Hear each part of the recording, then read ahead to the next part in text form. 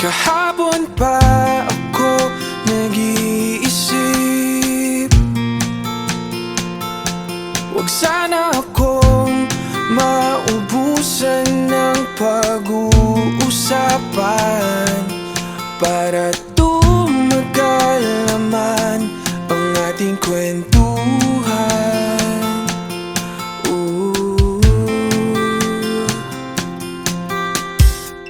Hi, mahal. Finally, dumating na yung araw na pinakahihintay natin. Dumating na yung katuparan sa isang bagay na ipinagpapanata natin. Pero syempre, gusto ko pa din balikan yung araw na nag-uumpisa pa lang tayong magmahalan.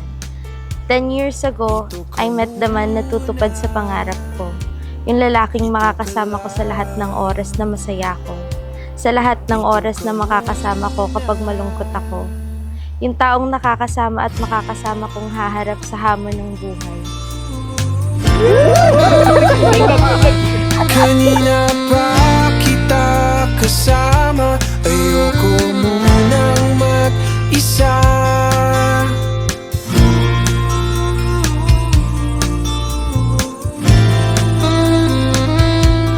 Kahit konting usap lang, ayoko lang mapag-isa. Salamat, mahal, sa walang sawang pag-unawa sa mga topak ko. Salamat sa pagmamahal sa akin at sa buong pamilya ko. Salamat sa pagiging mabuting katuwang.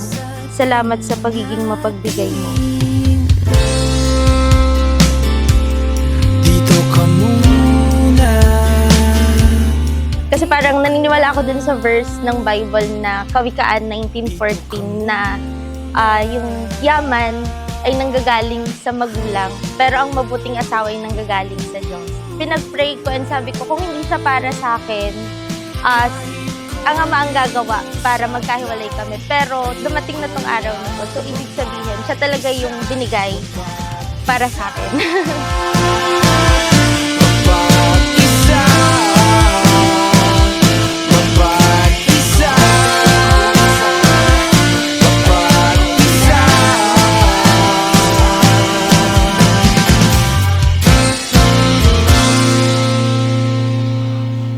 During those 10 years kasi, merong mga scenarios na talagang parang feeling ko, ayoko na, gusto ko na siyang iwan, ganon. Pero kasi every time na nagpe-pray ako, lagi kong iniisip na lahat ng tao may chance para magbago. So lagi ko pong pinangahawakan na magbabago siya. And pag nagbago siya, ibig sabihin, siya talaga yung para sa akin. Kasi ginawa niya yun, hindi lang para sa akin, para din sa sarili niya. Chapter closed because a new one will open. Hi, mahal. The long wait is over. Hanggang ngayon, di pa din ako makapaniwala na yung dating may crush sa akin, magiging asawa ko na ngayon. But kidding aside, I am so thankful to have you as a best partner in life, for always being my support system, for being my happy pill, and you even taught me how to face life, even if it's so hard to continue. I am so proud to have you in my life. That's why you deserve all the good things as well. This is something you might use in your everyday life. Happy wedding to us. Let's enjoy this day. I love you. From Mel. Thank you!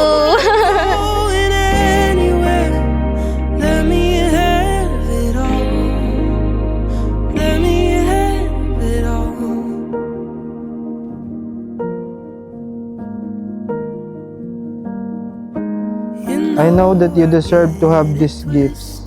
This will serve as the storage of the memories that we will create from this day forward. This may not be a surprise for you, but I know that this will bring so much happiness to you. I love you so much. Mrs. Pat?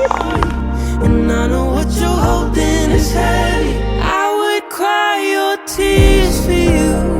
I would take your hurt, 'cause I'll always be here for you.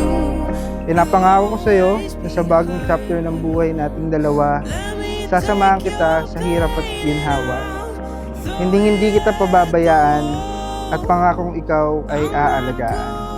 Sasamahan kita sa lahat ng hamon mo sa buhay, haharapin natin ang sabay, at kailanmay hindi ka iiwan.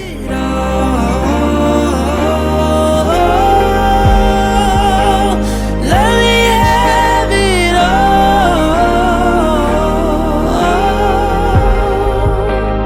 I would cry your tears for you. Mamahalin kita at aalagaan kita, kailangan mo man ako o hindi. Sabay nating buuin yung pamilyang nilaan ng Ama para sa atin. Mahal na mahal kita, Mrs. Paz. Let me take your pain and I'll throw it at the wall. I'm not going anywhere. Let me have it all. Let me have it all. Let me have it all.